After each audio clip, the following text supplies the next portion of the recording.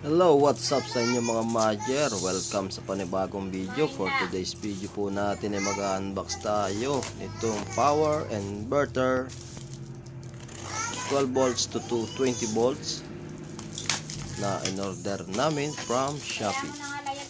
So yan, umpisa na po natin magbukas ng parcel na ito. So yan, ganyan lang po yung kanyang pagkakabalot. Simpleng-simple lang, isang balot lang na bubble wrap. Ito lang balot tayo.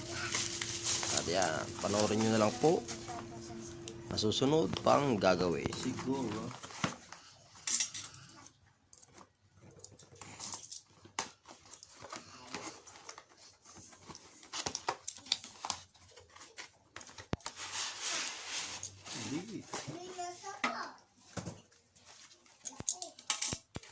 may kasamang crocodile, alligator clip at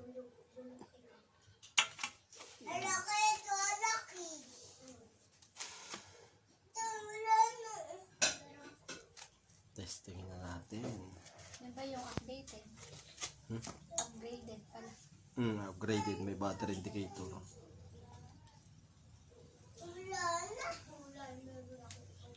May charging port ng cellphone. So 20 sa battery. Opo. Kabit na natin, testing natin.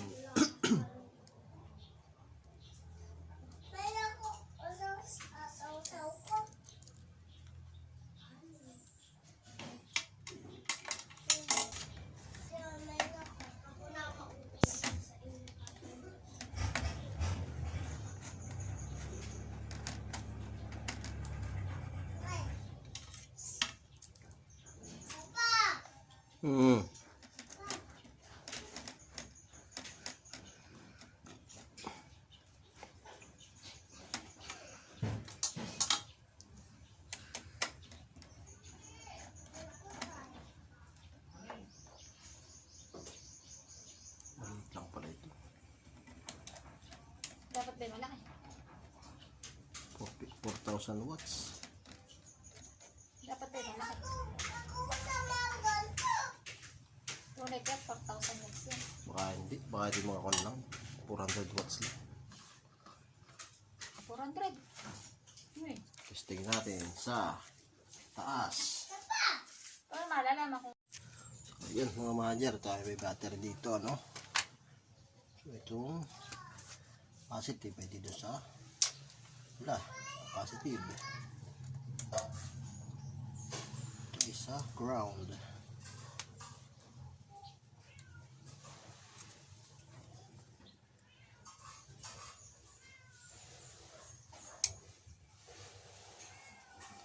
Yun, may blower siya sa loob pala. So, ano lang papaganahin natin? Testingin natin yung grinder. Ito, grinder. Kaya testing natin.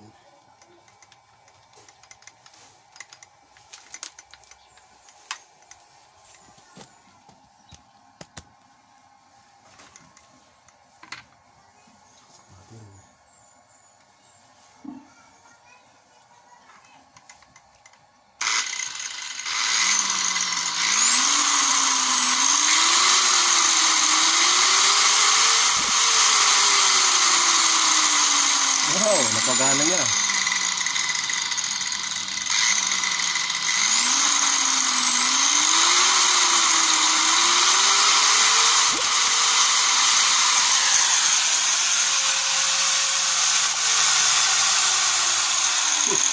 Malakas.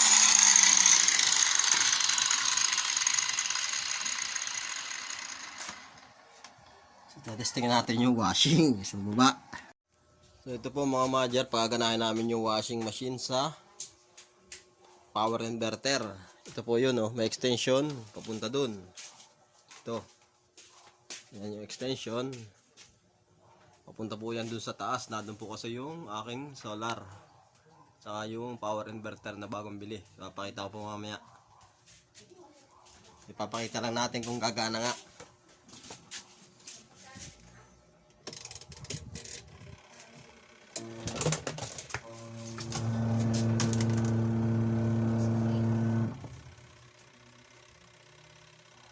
walang tubig. Buwa. Gusto mo maglaba ka na? Ah!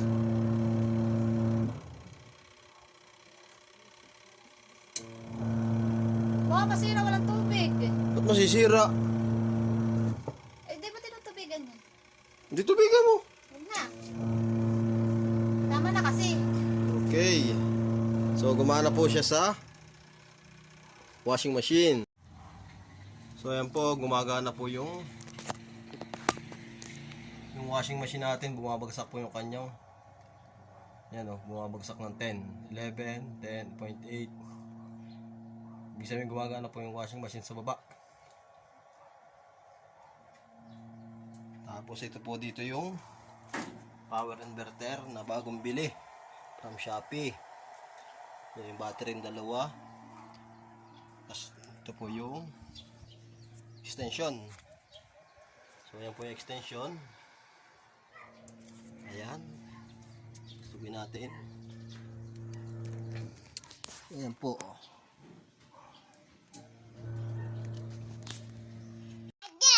So ngayon naman po mga madjar ay testingin natin yung heater na ito. Ang init ng tubig. So meron po siyang laman. Testingin natin kung gagana dito sa ating power inverter. Ayan, start na po natin. Binuhay ko na po dun sa power inverter.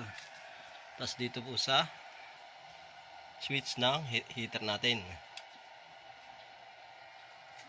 Ayan po, hindi po niya kaya. Ibig sabihin wala siyang 1,000 watts kasi hindi umilaw eh. Dapat iilaw ito. Ibig sabihin wala siya 4,000. Wala siyang 4,000 watts. Kasi 1,000 watts ito yung heater. Hindi niya kayang paganahin. Ito ilang watts lang yan. Nailaw siya pero yun o, malabo. Ito ilang watts lang yan. Ayun, hindi po niya kayang paganahin yung heater. So hindi rin niya mapapagana yung heater sa banyo. Pero yung washing kaya niya paganahin. Kasi yung washing hindi siya stable na andar ng andar. Natigil. Tapos bago na andar. Sa TV pwede. So try natin. Yan o, ayaw, hindi siya gumagana. Dapat ay maganda, malinaw ang ilaw dito. Hindi po siya nailaw. Oh. Okay po mga madjar, ngayon po ay susubukan naman natin yung TV. So from dun sa inverter, yan po yung extension. Papunta siya dito. Yan, sa kwarto. So yun po yung isang galing sa kuryente natin sa Meralco. At dito po yung ito yung sa TV. At yung sa M-box natin. Sa M-box, ito yung M-box natin para maging smart TV. Yan, nakasaksak na. Tapos remote. Buhay bunso. Ayan, nabuhay na po.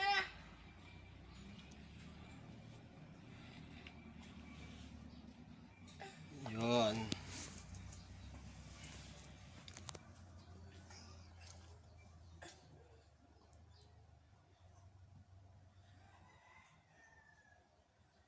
Tingnan natin yung power kung hindi masyadong malakas kumain ng battery.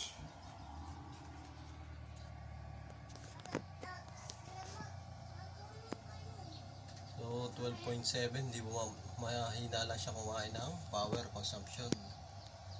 Matipid lang pala yan. Ha? Okay na. Matipid lang pala yan sa kuryente.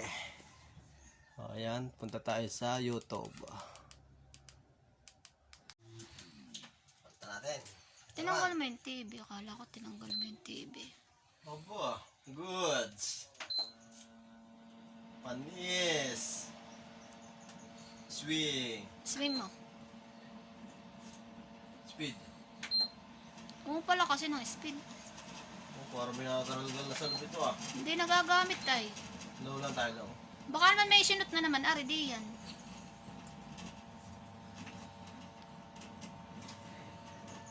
Ba't ang tunog? Hindi, ganyan lang talaga yun, di nagagamit. Madami ang gabok sa loob. O, di yan ang gagamitin ko, lamig pa. Hagad kasi niya sa kuryente, kaya hindi ko magamit. Tingnan natin yung consumption. Yan ay mahagad sa kuryente. Oo nga. O, tama no? Napagsak. Malakas ang kuryente niyan eh. Tsaka, pag ginamitan mo ng ano,